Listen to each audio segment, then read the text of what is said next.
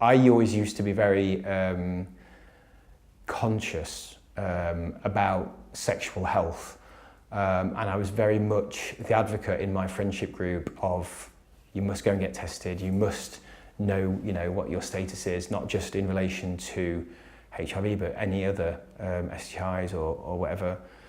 And I went, when I was 32, I went for a full screen and got a false positive diagnosis. That was actually through my GP. I'd been ill. I'd had a high temperature and sweats during the night, and had like flu-like symptoms for a few weeks.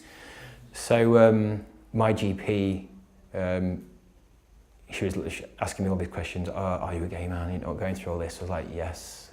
Wasn't ever going to deny anything like that. And she said, well, I want to do an HIV test. I'm like, yeah, that's fine. I've had them before. I know what it entails. And I think it was in the days, no rapid testing then. So I had the test, and they called me. The receptionist called me one Friday morning at 8 a.m. and I had the day off work to go Christmas shopping with my mum. It was in December. And she lived an hour away, and I think she was leaving hers at like 8:30 to come to me for 9:30 so we could go shopping. And I got a phone call at 8 o'clock from my GP's receptionist saying, doctor wants to see you. I thought that's a bit strange. I've never had a phone call before to say you need to come to us. And it never even crossed my mind what was going on. And I remember getting up and I went to my GP's surgery, and it was just awful the way she did it. She sat me down and she got the slip of paper, which obviously was the result paper, and she just slid it across the table and went, "I'm so sorry." That was it. And I just looked at this piece of paper, and it just said HIV positive. And I looked at her, and I looked at the piece of paper again, and I looked at her, and I went, "I don't understand."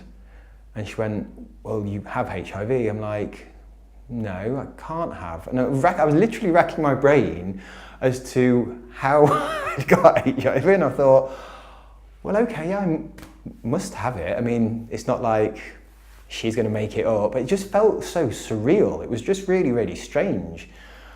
And it was honestly like an out-of-body experience where you just, I guess, just in denial. I guess the initial thought was, that's not right, can't be true.